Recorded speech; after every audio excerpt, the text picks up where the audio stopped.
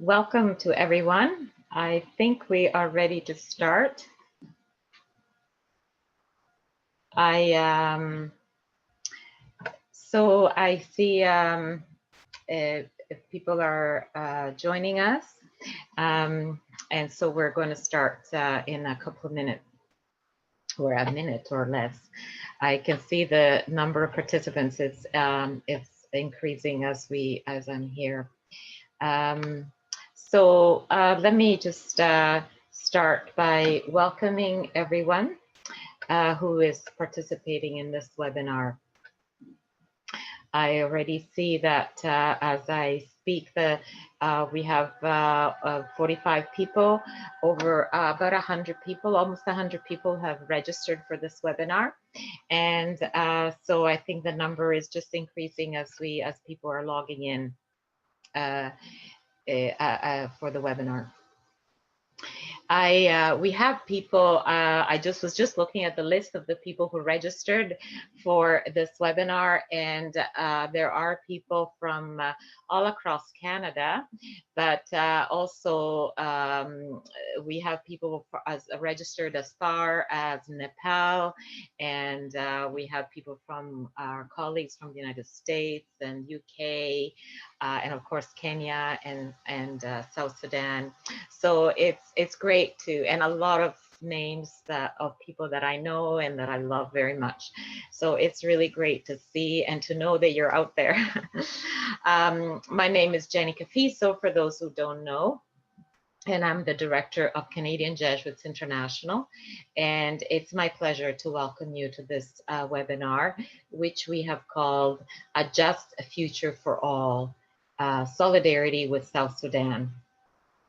And it's part of a series of Just Future for All.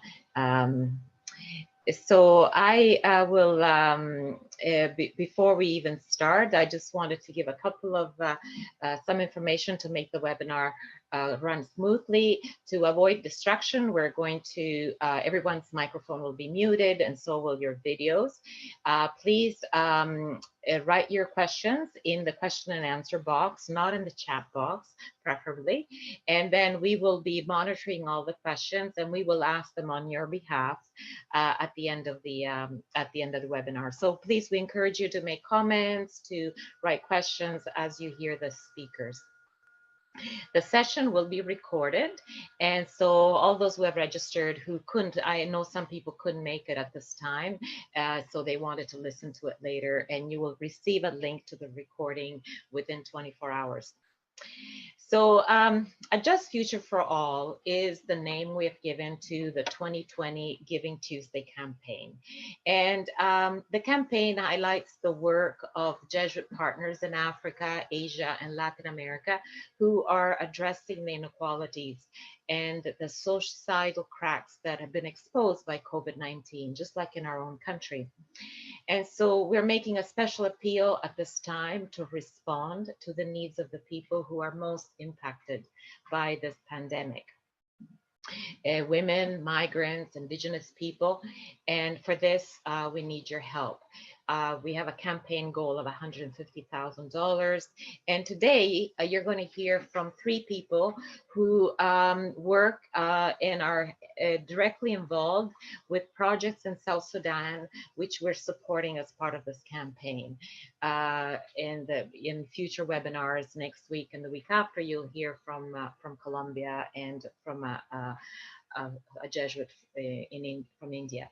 So you will hear today the kind of work that you are supporting thanks to your help.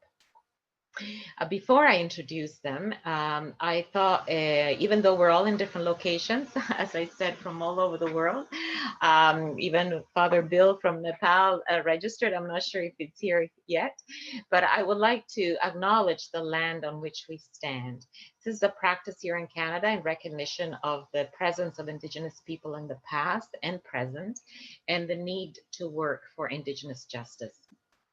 And since we're hosting it in Toronto, we acknowledge the land we're meeting on is the traditional territory of many nations, including the Mississaugas of the Credit, the Anishinaabe, the Chippewa, the Haudenosaunee, and the Wendat people, and is now home to many diverse First Nations, Inuit, and Métis people. We also acknowledge that Toronto is covered by Treaty 13 with the Mississaugas of the Credit. I also want to take a moment of silence or prayer to acknowledge, remember, and honor all those who are currently mourning someone they have lost anywhere in the world, or those who are sick, or those who are afraid, and those who are dying of hunger because of COVID-19.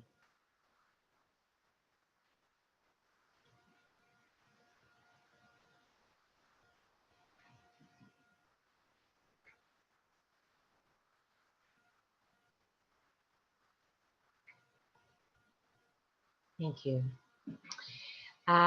Today, we have three amazing speakers who are connected with us from South Sudan.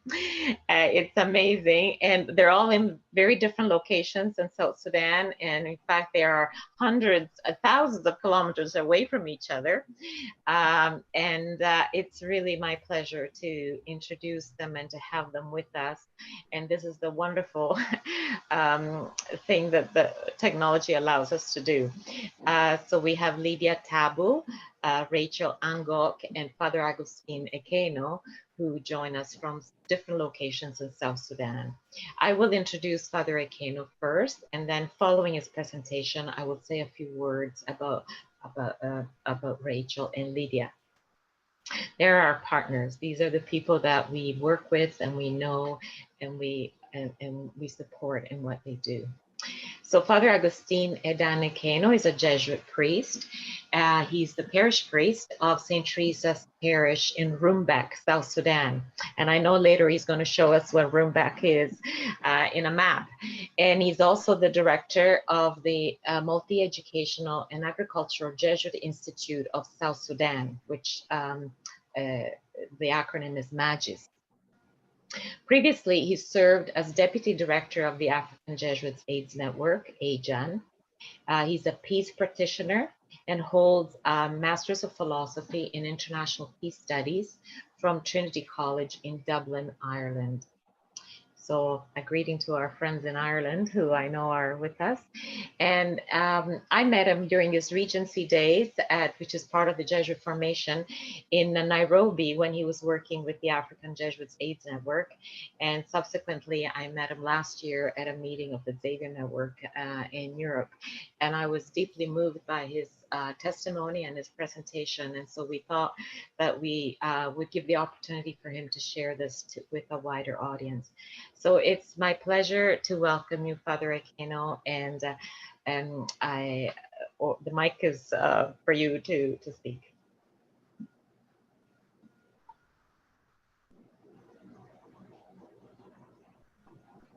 Thank you very much, Jenny, for that kind. We need you a little bit louder, though. Yeah, thank you, Jenny, for that kind introduction. I hope you can hear me. And thank you, everyone, for participating in this webinar. Jenny has been a great and wonderful sister of mine, and I'm glad to participate in this webinar with her and with all of you who have taken part in this. So the title of my presentation is South Sudan was stripped and beaten, the role of a good neighbor. I'm just going to interrupt you. Just make sure you speak close to your mic so that we can hear you. Okay. Right. Okay. Yeah. Thank you, Jenny. Thank you. I hope it's clear enough now. Yeah. Yes, it's fine. Thank yes. you. So South Sudan nation, young and new nation that boasts an area about the size of Spain and Portugal combined. And I would like to use the story of the Good Samaritan in Luke chapter 10, verse 25 to 37 to demonstrate how South Sudan has been beaten and stripped by the many years of violent conflict. In the parable of the Good Samaritan, Jesus tells the story of a man beaten, stripped, and left half dead by thieves. We are told several people, including a religious leader, passed him by as he lay abandoned on the wayside, but failed to stop. We are told only one person stopped, approached the man, and cared for him personally. This man is considered a good neighbor because he was able to put all his plans for that day and his interests aside for the sake of the injured man. Like the stranger being described in the parable, South Sudan has experienced, on one hand, the beating, stripping, and abandonment, and on the other hand, life-giving support and accompaniment from good neighbors. Father Ekeno, sorry for interrupting again. Make sure, please click on slideshow so that we see the full picture. Okay.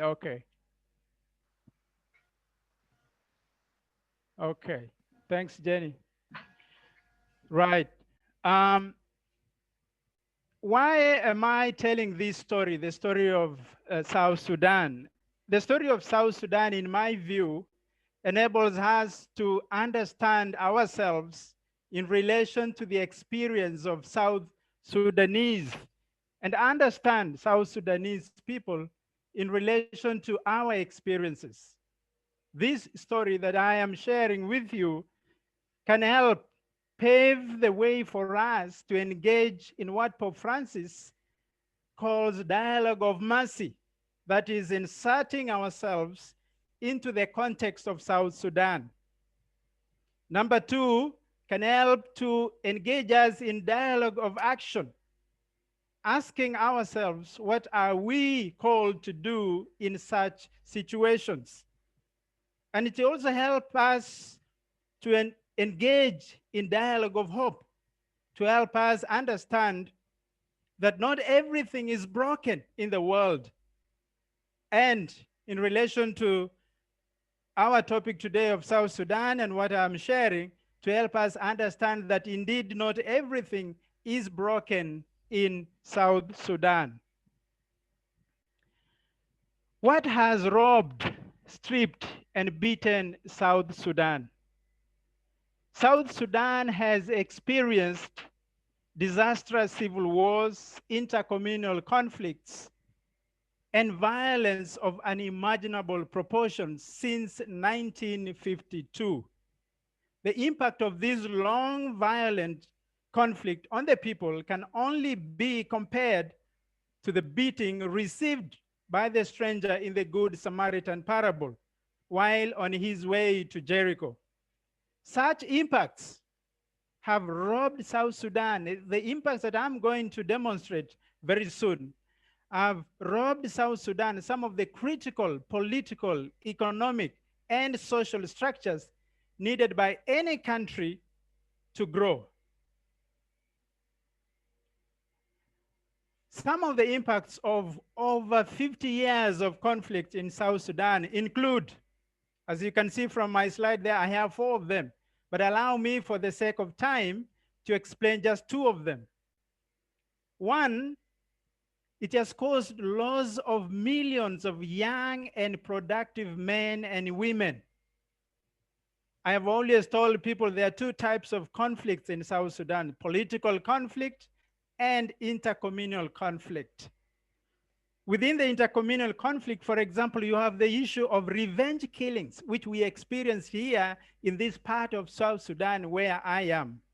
This kind of conflicts targets educated, working class men, mostly men, with the intention, this revenge is done with the intention to inflict the deepest pain on their relatives or members of the clan. Number 2 impact is breakdown of social cohesion. There is entrenched hatred and enmity among the people. deep level of distrust where people do not trust one another. There's a lot of fear that has engulfed the people.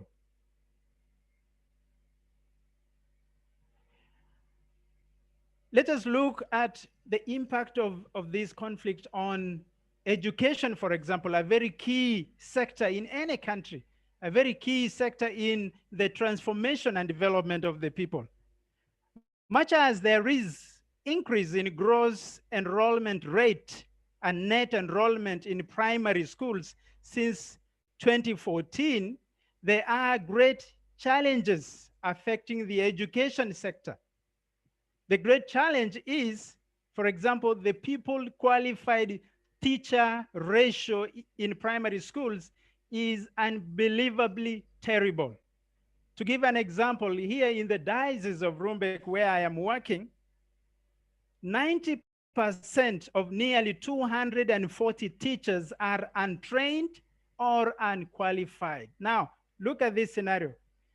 These are teachers working in an institution that is actually trying its best to offer quality education.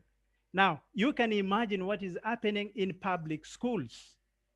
This situation affects the quality of education being offered to millions of children.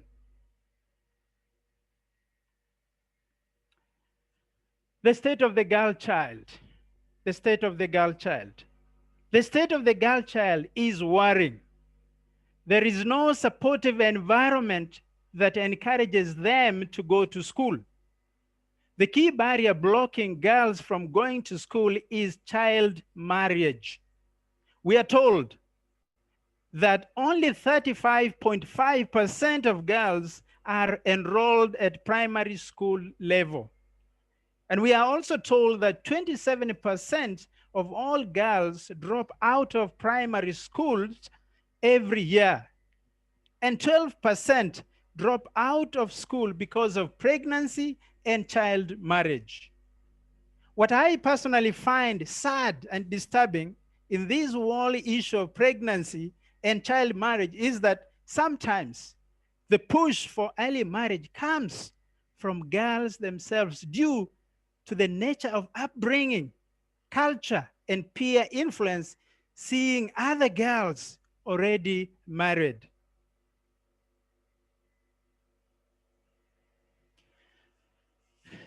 What are we as Jesuits and Jesuit collaborators doing to address some of the impacts of over 50 years of violent conflict? How do we support and accompany people in South Sudan? We believe in the old adage that says, give a person a fish and you feed him for a day. Teach a person to fish and you feed him for a lifetime. Our mission seeks to offer the formation, training, accompaniment, and skills that can teach our beneficiaries how to fish. The women you see in that picture are part of a group that is being supported by MAJIS to produce vegetables to help themselves and to take care of their families. Another example is the lady you are seeing there that has benefited from vegetable production program, which is being offered by MAJIS. Just to offer one example of the programs that we are running as Jesuits and our collaborators in South Sudan. How do we teach our beneficiaries to fish? Listen to Ayeda's story. Ayeda is a beneficiary of our MAJIS program. She says, MAJIS program has benefited me a lot. I make 3,000 South Sudanese pounds a week, which is $11 US. I'm able to send my children to school, buy them food and clothes, and seek treatment when they fall ill. Last year, I managed to buy a goat. This is a great saving for me as I can sell it in case I encounter a great need in the future. I feel this program has changed my life and the life of my children. That is the story of Ayeda. The good news is this, which I received just a few days ago. According to Ayeda, The same God has given birth to twins, increasing the number of Ayeda's gods to 3.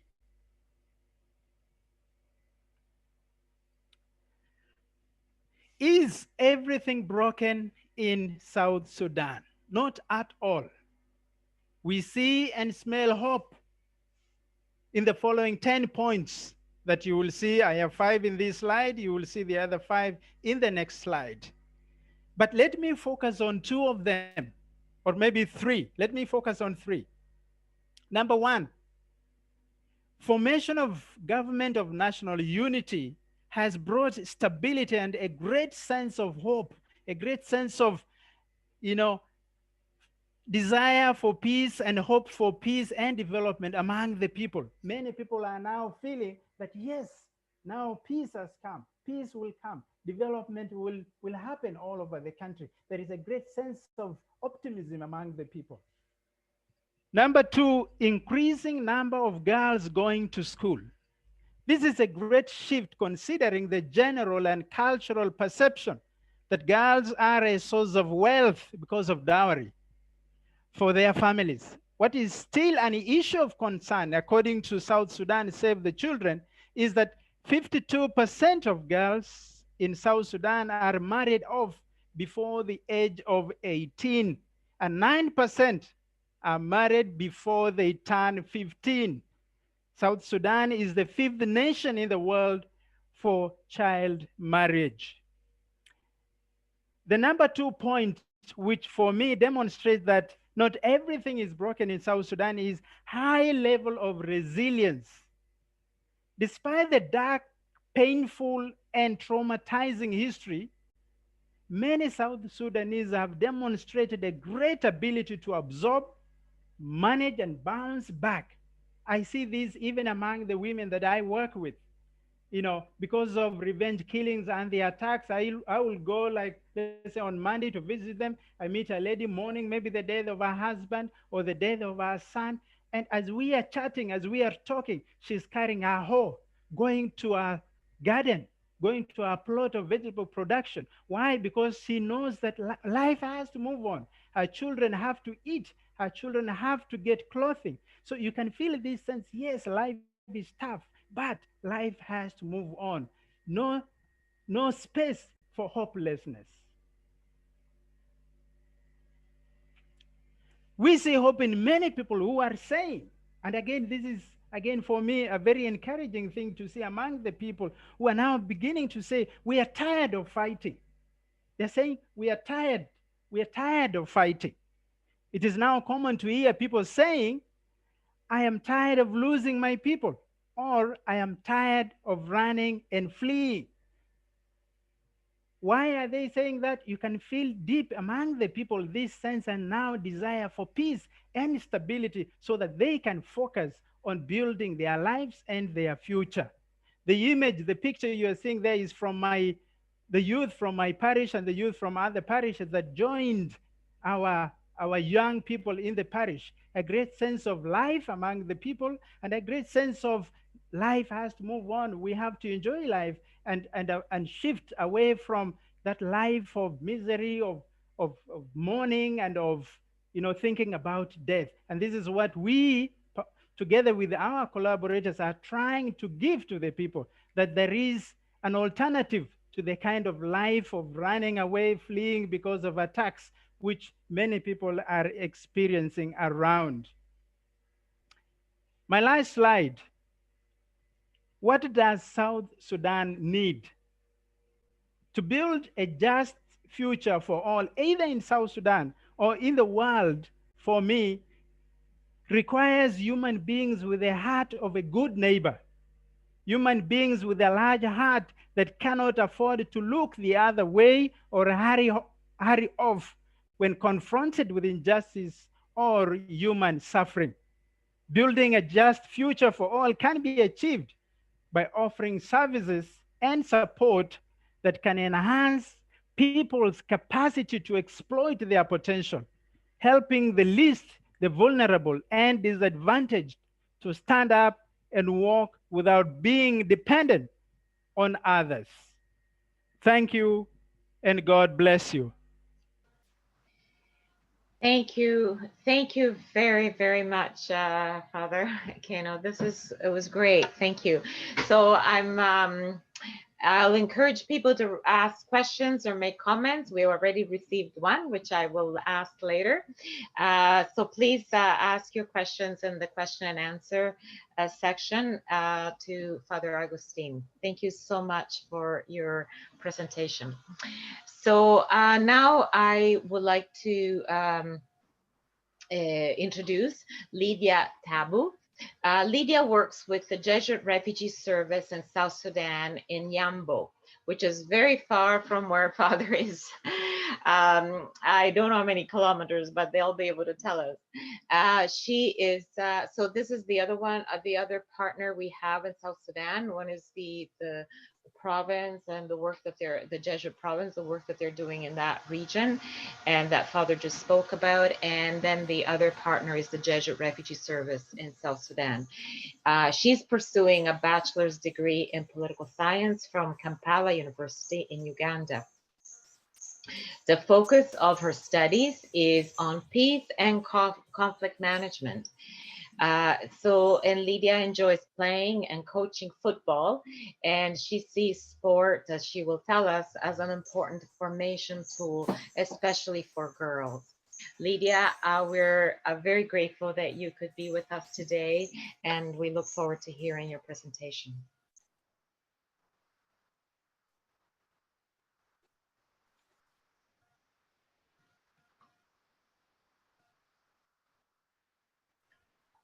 Okay. I'll warn people that there's a bit of a delay sometimes, but it's coming. It's coming. Thank you very much, Jenny. Yeah, as Jenny has mentioned,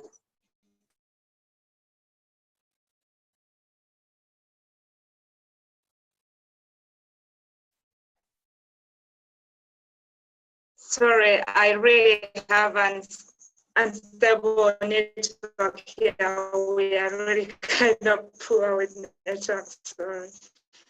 Yeah, I hope you can hear me all. Thanks everyone for being in this webinar participation. Yeah, as Jenny has mentioned, I'm by name Lydia Tabu with JRS. I worked in country office, but now I've moved to Yambio, yeah, which is where I am now. Yeah, I'm happy to participate in this webinar with the team A Just Future for All South Sudan, which is really a great thing. I really like that. Yeah. Well, in my presentation, you can see that some of the pictures. This is a picture of children having fun together. These are children that I was once involved in coaching them with a different kind of activities. I chose this picture as a sign of a just future because when I see kids together having fun, they are happy, there's a sign of unity, peace, and love among them. So to me, it's really a good thing when we brought up our kids in this way, growing up knowing how to be together, how to love each other, how to actually have fun, how to have peace, and knowing that all of them are equal because these are kids that involves both girls and boys. So to me, it's really a great sign of a just future in South Sudan through involving kids in such coaching. So yeah, then we have this picture, which is a picture of a girls football club. They're actually celebrating after winning a game. So to me, actually this football team is a team that was once involved in forming, in founding it. It's actually supported by one of the organizations, which is JRS, of course, that I worked for. Yeah, so yeah, I'm the manager of them. I manage them sometimes. Yeah, that's what I do. To me, this picture shows up a sign of a just future. Why? Because as you can see, these girls are really happy. It's raining, but really they're celebrating. So there's happiness, there's love, there's creating of friendship. Yeah, and there's unity among them. You know, as we girls in South Sudan, we have been left behind. Yeah, we have not been really involved in a kind of sports. And we are trying our best to make sure that we are involved in such activities, because really, to be honest, with sports involving girls in sports, first of all, create peace and love among people, because it's a thing that brings everyone together. So to me, it's really good. And also, as you can see, these girls, it helps them, of course, be able to open up their minds and think wide of what they really want to achieve in life. More things to achieve in future, to be able to think of their country, how best they can try to help their country. And also with sports help people to look physically strong. So these girls here that you're seeing are really strong girls, and they're trying their best, leaving all home stresses and trying to have a fun together. So to me, it's really a good sign of a just future involving girls in sports. Yeah, this is the third picture. This is a picture of women making a handcraft bags. You know, in South Sudan, most of the ladies have not been studying. Girls are not allowed to exercise their right to education. So it's really hard. But despite the low education girls and women have here, these women are still able to think and be able to do something that can at least support them, something that can cater for their basic needs, which is really something amazing to me. And it shows a good sign of a just future for us. Because with this, making of all this, they can at least be independent. They can't think of someone else to help them, because they're able to get for themselves. They're able to cater for their basic needs. So, and at the same time, it really contributes to the development of the country economically, which is really, really so great. Supporting women in such things may best help and may best bring a just future for South Sudan. This picture here is a picture of a woman crossing the river, carrying a heavy box. As you can see, due to the civil wars, South Sudan is really having a low infrastructure. No bridges being made. People struggle really crossing rivers. So what has inspired me in this woman is that she has love, she has care for the family.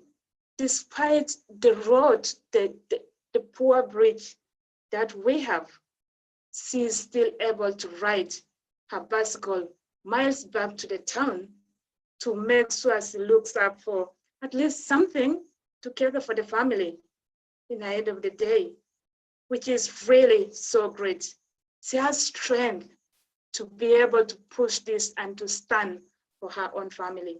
And feeding up the family, that family involves people, kids, and maybe the husband, which is really great. Taking care of the kids, it's important, because you never know. This might be the ministers, the president, anything. So it's really a great thing, having the strength and love, care for your family. It's good when we fellow South Sudanese take this example and support ourselves in this road, in this infrastructure developing up the country. Could be okay, then it will help bring a just future for South Sudan. Yeah, this is a picture of a lady called Josephin Bhakita. I really love this lady because she's really a kind of inspiring.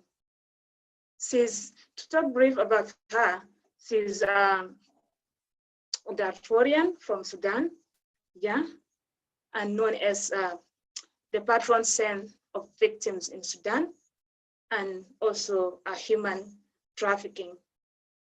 This lady was once kidnapped by a slave trader and really has made her life so hard. She has been sold and resold for over 4 times, and she has been working, being in the hands of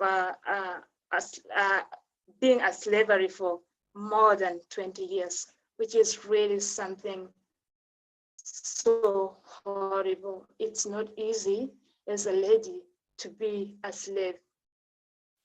However, she finally managed to be to fall into hands of an Italian man that's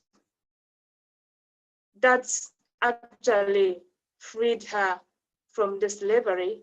She was purchased by that man, the Italian man, where she was taken, and yeah, that marks the end of her painful treatment.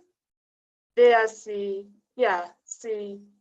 experienced a kind of love, care, which really makes her happy. Then she was handed over to the Canadian sisters, where she continued with her life, and she lived a Christian life. So you can imagine how hard it is to be a slave. You experience a lot of torture, harassment, can be physical and emotional, but she's able to really manage all those kind of things and still serve people with one heart. To just cut the story short, what inspires me in this woman is that she's so loving, caring, supportive, and she's so really kind that through all the torture she experienced, she endured all of that, and till now that she's gone, she managed all of that. But the most inspiring thing with her is that she has the heart to forgive. Why am I saying so? Because, you know, if we South Sudanese, no matter what the person has done to you, no matter how hard things are, it's always actually hard to forgive people. But to me, it's good when we take the example of Josephine Bhakita, forgiving each other and reconciling to create love, peace in our hearts. And when you have peace in your heart, you can be able to share peace with others. So to me, this lady is a good example that we as South Sudanese, if we could really take this woman as our role model, then it can really bring a just future for South Sudan, because she's really great. Thank you so much. This is the brief I have to share with you. Thank you. Thank you, Lydia, so much. That was a very, very moving presentation. I really appreciate hearing. I really felt like we were hearing the voice from right there from South Sudan, and the stories and the faces. Thank you very much for making that connection for us. So we'll have one more presentation, and then we will be asking, people are asking questions, and we will take time now to, after asking questions to all of them, so that everyone can hear the response. So the last person I want to introduce is Rachael Angok. Rachael is from Bor in Jonglei State, and maybe she will help us understand where in South Sudan that is for the people who are not familiar.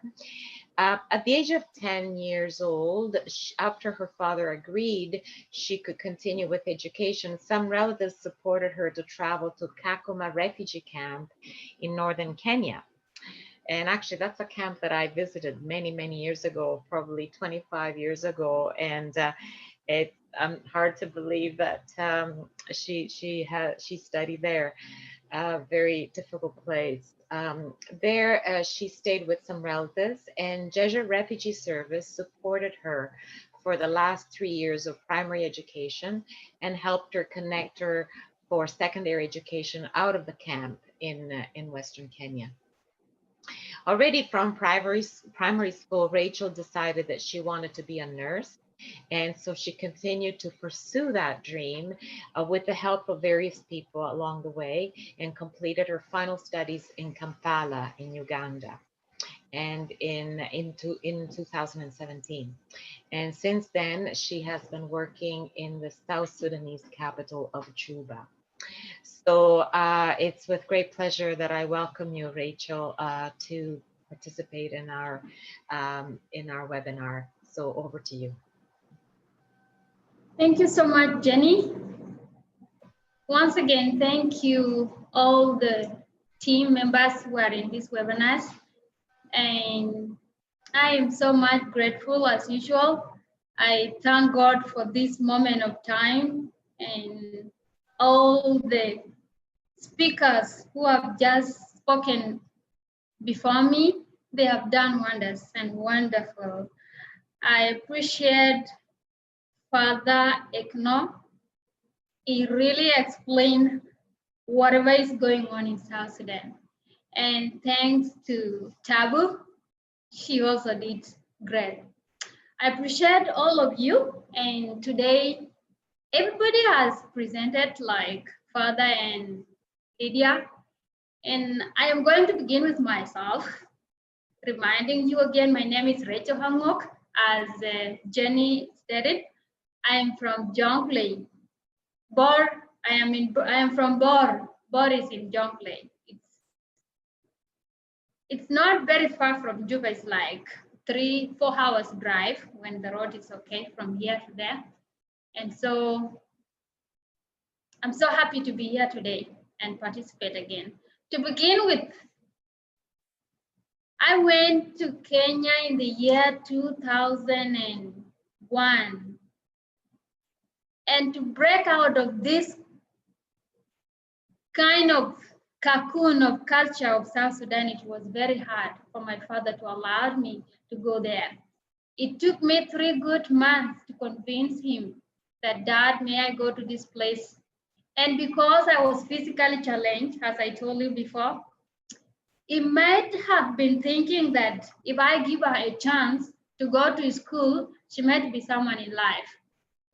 Instead of keeping me in the house and marry me off to any other old man, he decided to give me that chance. And so I traveled to Kenya. I studied my primary and high school in Kenya, of which the 3 good years of my primary education was from JRS, and it gave me the foundation. The connection of me to go to high school as well was through JRS. They connect me to a very good, wonderful lady in Kenya.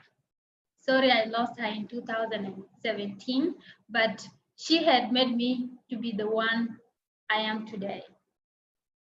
Her name was Catherine Gadara from Central Kenya. She really took care of me, and she made me that everybody is entitled to be loved and taken care of. And I am happy with that. Most of the things that happen in my life, I feel like I'm a living testimony. And when I try to share with other people, I feel happy about it because I am alive to tell it, to let them know that life is full of ups and downs, but still we can overcome them. The same applied to anybody or to anyone in South Sudan that is struggling in his or her own ways, like how the Father has already stated before. We are undergoing a lot, but all the other people who are trying to support South Sudan, including the Jesuit Refugee Service, what you are doing in South Sudan is something fantastic and it is so good. Like what the Father was explaining before, the ladies that are benefiting from the JRS program are part of this nation. And they are going to bring up children who are going to be the future leaders of this place. And so we appreciate you. We are so grateful that you are doing something wonderful to us. May the living God grant you all that you need in your heart. As for me, I am happy to be here today.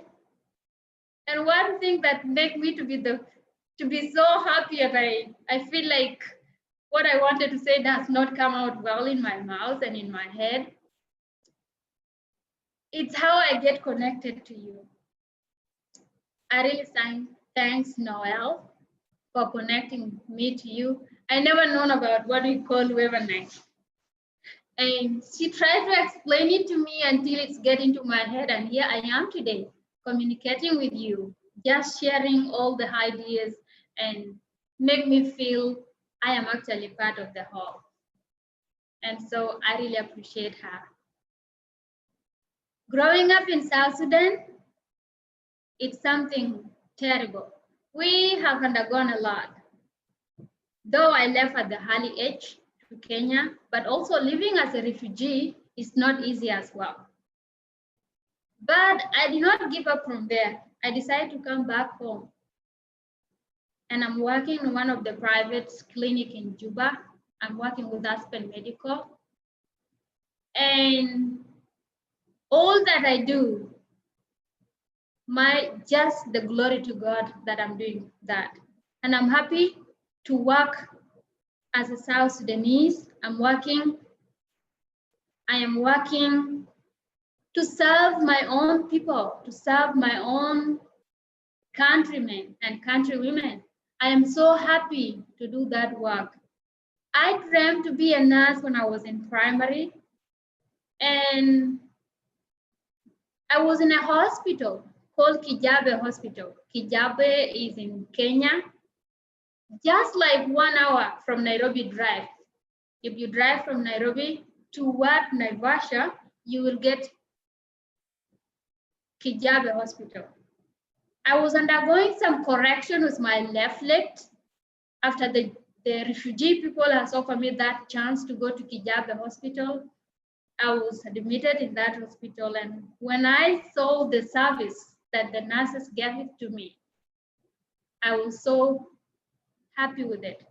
And I feel like, yes, I should be a nurse and serve other people in life, like how these nurses are doing to me.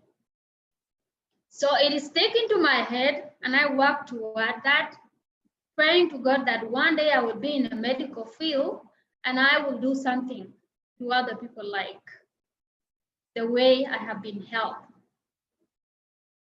And when I finished my primary school, I went to high school with the same spirit. I tried my level best to work hard.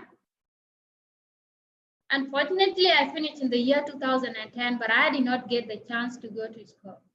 I stayed for another 3 good years until God opened for me a way in 2014 when I joined one of the South Sudanese college. That college was supposed to be in Jonglei State. But because of the crisis and a lot of flooding in that land, the crisis of 2013 make it to be taken in partnership with Mengo Hospital in Kampala. And so we were taken there, a group of around 55 students. And we started there within Mengo Hospital, though we were pursuing all the curriculum of South Sudan. But all the practical part, we did it in all the Ugandans hospitals. And so I was privileged to interact with other people there. I was also privileged to get all the knowledge and other things that I could have not got if I were in South Sudan. And I was happy with ICMDA. Those were the people providing the scholarship to us in connection with the Code 8 and African England Church. I was so happy until I finished in the year 2017 and I came back here. Why I'm saying all this is I am part of this country and I benefit from that program because of the country I am in today. We are hopeful, very hopeful and optimistic that things are going to change. And we are the beneficiaries of all the things that are going to happen, either good or bad. We shall benefit in one way or another. What we are praying for is the peace and stability of this nation to be in its place, then we shall appreciate that. So all the people, all the organization and other people who are trying to support education of girls, child in South Sudan, who are trying to support in any way, we really appreciate that and we are happy. I am not giving up in any way, still hopeful to move on with my studies and be the role model to other girls in my society, especially girls who are living with disability. I just want to try my best to let them know that if God has given us brain and we are not mentally sick, then we can also compete with other human beings at the same level. It's only the physicality that we cannot run here and there and grab things for ourselves, but we can think right. And we can also gift our ideas and we can also build this nation in one way or another. So long as you can do something, so long as you can think. And so that's what I wanted to tell my other colleagues, my other friends, my own sisters and brothers who are listening to me today. Thank you so much for the wonderful time that you have given to me. And thank you. I really appreciate it. Thank you very much. That was very powerful and moving, your presentation. And since time is marching on, I will, there are a few questions. And so I'm going to ask the three of you, and then whoever feels moved to respond can do so. So there are a few questions about the current situation with COVID. So some people are asking, what is the impact, what has been the impact of COVID in your work? And also, what challenges of insecurity and other challenges that has presented the community? And specifically, some people are asking, what's the impact on girls and on girls' education? So if you on girls enrollment, what will be the impact of girls enrollment of COVID-19? So would any of you would like to say something about that? And you can all put your, the speakers can all put their camera on so we can see them. I can go first, Jenny. Okay, just put your microphone close. Yes, Right. great, thank you. Thank you, Jenny. Well, as far as COVID-19 insecurity is concerned and how it's affecting the people, I think just like what's happening in other parts of the world, we are also affected by COVID-19. The schools are kind of, in quote, remain closed, except the candidates for primary 8 and senior 4s who are back to school. But the rest of the peoples and students are still at home. And, and as far as the girls are concerned, there is a great issue of concern here because there are reports. I know of one school where the senior 4 girls who have reported so far, the number is very small. And from the reports I received from just one school, about 6 girls cannot come back to school because they are pregnant, all right? And this has been caused by the time that they have been at home since March until now. Now, this is raising a lot of concern among many people to say, now that many people are still at home, what will happen if the schools will be open in March or April or May next year? By then, how many girls will be pregnant, okay? And how many of them, as a result of that, will lose or drop out of school, will drop out of school. So COVID-19 is there, it's affecting people in many ways. And as far as girls are concerned, it's a great issue. It's a great issue even here in South Sudan. Thank you very much. Okay, would Rachel or Lydia like to say something about that? You please make sure you unmute your microphone. Do either one of you want to say something about how COVID is affecting girls in particular and girls' education? Lydia? Yeah, thank you, Jenny. Actually, COVID has come up to be a great thing, a bad thing that really has affected our girls in South Sudan, most especially those who are at least trying to keep themselves busy with school. Now that their home is, Father Ekeno has mentioned, really, it's affecting girls so much.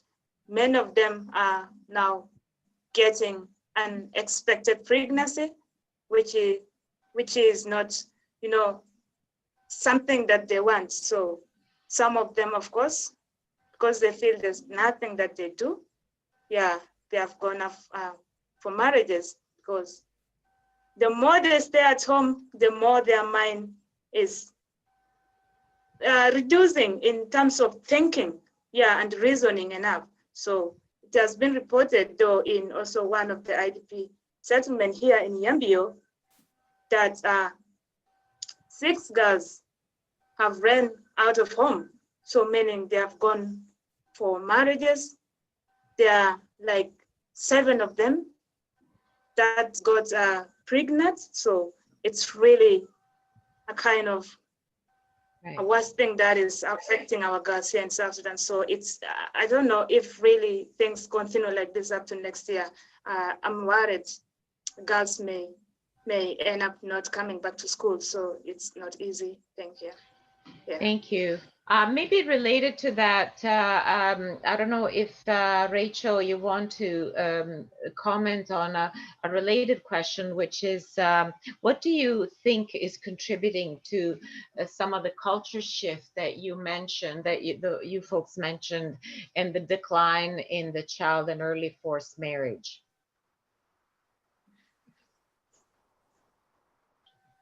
I haven't got you well, Jenny. May you repeat the question, please? Yes, one question was, what do you think is contributing to some of the culture shift and the decline in child and early forced marriage? Okay, what I may say is that what is affecting the early marriage is all about culture. It's a culture of a South Sudanese to let the girl child get married at the early age. And when the family members and the family, the community around you, the society has norms and culture that they follow, then you are brainwashed toward that and you have nothing to do about it. From the very time you are young, this thing is preached into your brain and you have to accept that that's how I'm supposed to behave. So as a girl child, whatever has been said by your family, it's what you get in. Another thing is that they become they are the source of income, if I may say like that. So if you want to bring up your family as a girl child, it's your responsibility. It has been preached into your head that, you know what, if you get married at this age and you do this and that, your family may be okay. So you take it up as a kind of responsibility to make your family get something. So you get married in exchange of wealth. You become source of income. According to me, these two things are really contributing to early marriage or to all the other things that the girl child are undergoing. Then they don't get chance to go to school because they are trained just to fit into the system. And because it is something to sell off, when you want to sell something off, you must decorate it. And so they are there most of the time in the house to be trained, just to be only their mind is within the house and to serve the husband. That is it. Okay, thank you. So there are a few other questions, but I am going to, we did say the webinar was going to last 1 hour.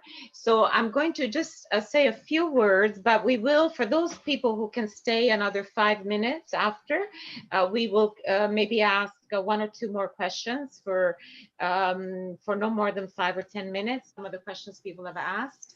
But in the meantime, I do know that some people need to go, and we did say it was a 1 hour webinar. So before they leave, I just want to take the opportunity to thank everyone for joining us.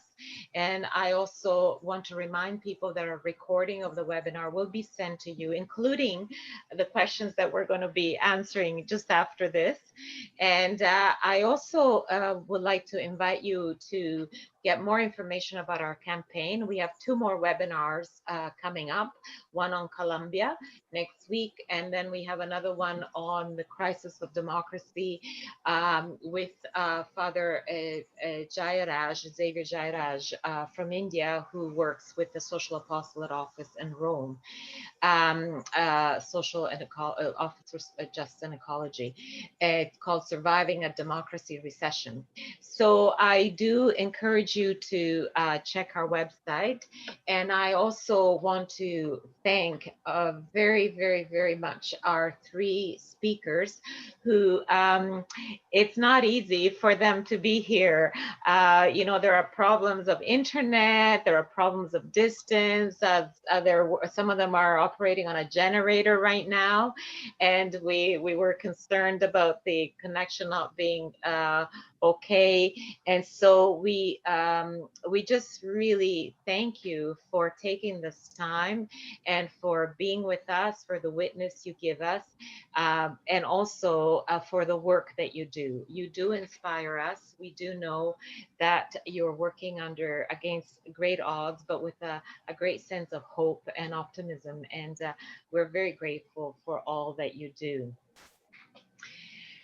So having said that, I will just ask maybe, so I know some people had to leave and some people are leaving, and that is, we will catch them at the next webinar, but maybe just take about another 5 minutes or so to ask a couple of questions that people were asking. So one has to do with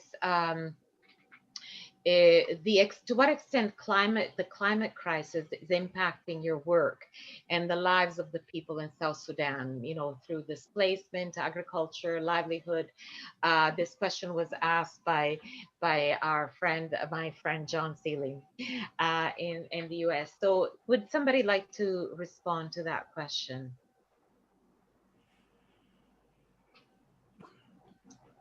Hello, I can respond.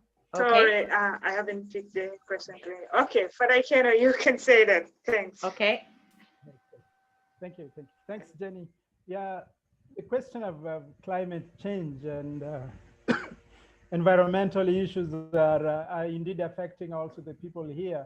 If you have been following international news, for example, there's still a big problem of flooding in many parts of South Sudan right now. So many people displaced, particularly those who are living and staying along the Nile, the big river, you know. So many people have been displaced.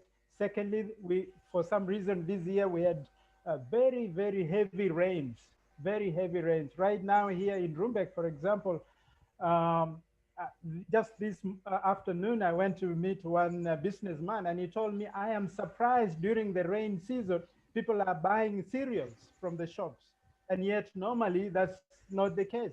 And the reason is that the heavy rains and the flooding destroyed people's cereals. So I think the climate change is affecting people, and that's why we're experiencing some of these disasters, and their impacts are enormous, particularly in a country like this one, where people are really struggling. Yeah, that's what I can say. Okay, thank you very much. Lydia, you wanted to say something on that? Oh, Rachel. Yes, go ahead, Rachel. Yeah, it's like how the father has already stated, the climate changes in South Sudan is horrible. As I talk to you, the people in Jonglei state are really, really, really affected. The whole part of Jonglei has now become a part of River Nile. And all the sort of things are happening. People are getting sick anyhow because of that flooding. And a lot of things are happening because even the way people can move from those flooded area to at least some highland areas, it's become another problem. So we are really at a going, and it just because of too much rain, and something might have happened, I don't know, but something might have happened with the Nile water this year. It has never been like that before. It used to be, but not too much as this year. Okay, That's what I can say. okay, thank you very much. There are a couple of questions about security in South Sudan and how it's affecting your work. Stephen Power is a Jesuit who worked in Eastern Africa for many, many years, and was the director of JRS, regional director of JRS in Eastern Africa, as well as being a good friend of mine. He was reminding us that Father Victor Luke Odiambo was a Jesuit who was tragically killed in 2018. And he's just wondering how is the situation there since then in terms of security. So if I don't know if any of you can speak on that, maybe Father Ekeno or any of the others. Yeah, I can say something, and then my sisters can add. Yeah, the security situation is still an issue of great concern. To speak or say something about Chuibet, where Father Victor Luke was killed, the situation is still so bad. Our companions who are working there in that same community where he was working have to go, they have to come to Rumbek town where I am for their shoppings, because where they are is really a small village. You can do much of a lot of shopping there. But every day, whenever they have to come here, just they have to come with a security escort because the road is terrible and so many people are being attacked on the way. Within the area there of Chibet, where our college is, there is still a lot of intercommunal, fighting going on, a lot of revenge killings going on. And one of the things that happened this year that has shocked so many people is that normally around this area, when there are intercommunal conflicts, women and children are not killed. But this year, something tragic happened. About 6 women were killed in one village. And that really surprised so many people, that this level of killing has gone now to another level that involves even women and children. So what I can say, the situation is still not that good. For me, on Friday, I was supposed to go and visit a MAJIS outreach program just 4 kilometers from our community, our residence where I stay. On the way, I was told we cannot go there. Why? Because there were some people who came in and attacked one house, torched the house, and shot one gentleman. So the security situation is not that good, but we thank God that God has given us the grace to remain here and continue to serve our brothers and sisters. And we thank God for giving us that kind of protection. Thank you very much. Thank you. Thank you so much.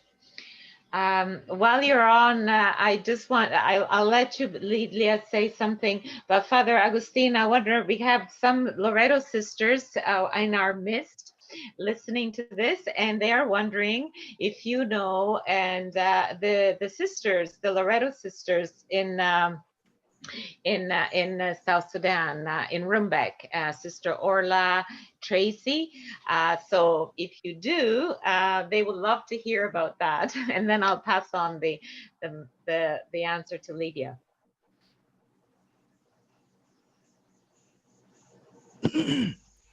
Okay, yes. Loreto School, wonderful school. I go there for masses sometimes. I was there a few days ago. I will be there this Friday. It's doing very well. Sister Ola is doing a wonderful job, and she is our hero here. And our girls are wonderful. Our girls are wonderful. You know, world-class education being offered there, and not just that, protection.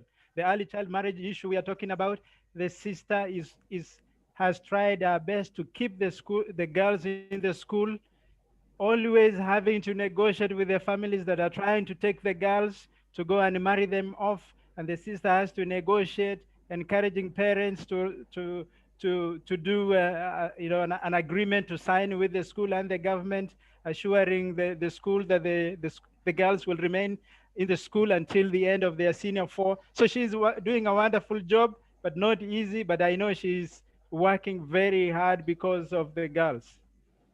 Great. Well, that's good. I'm glad you gave a shout out to the Loreto sisters who, CGI office is actually at Loreto College. So we work very closely together and I love them very much.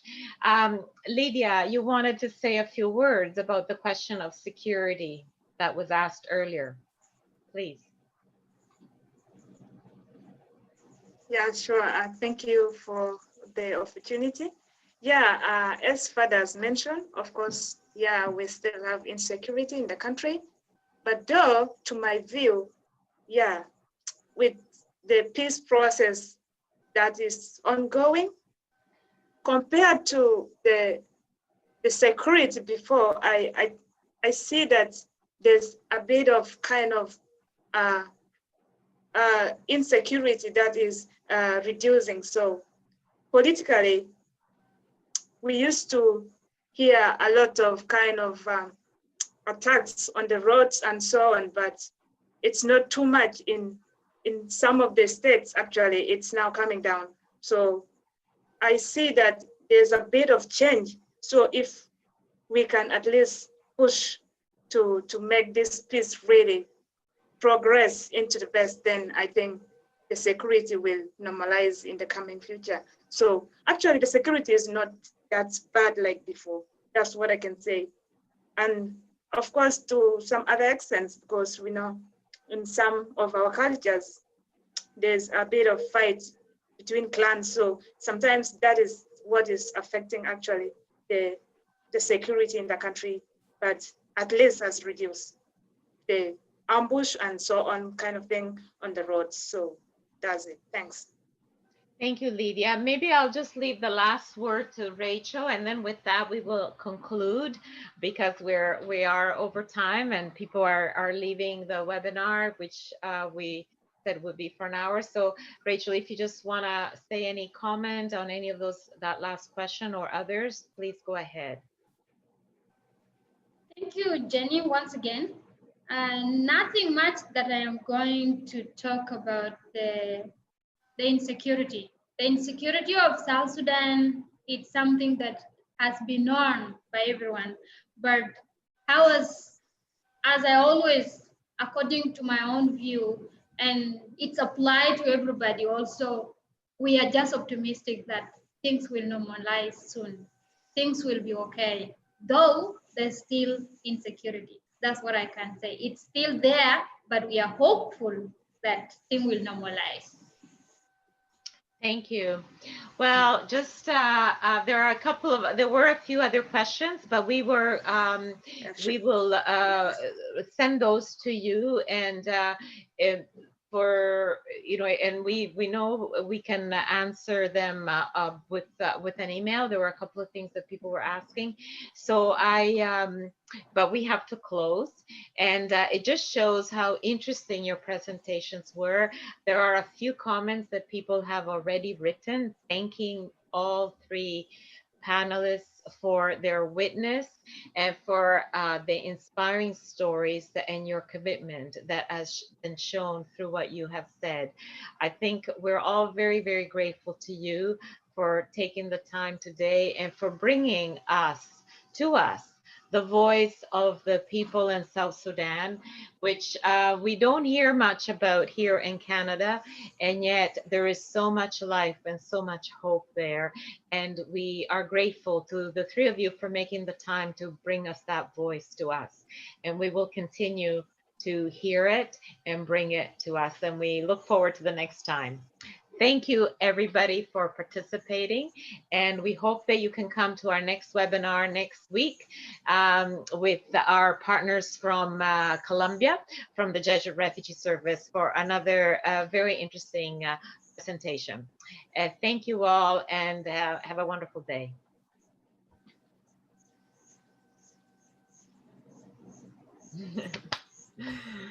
Great.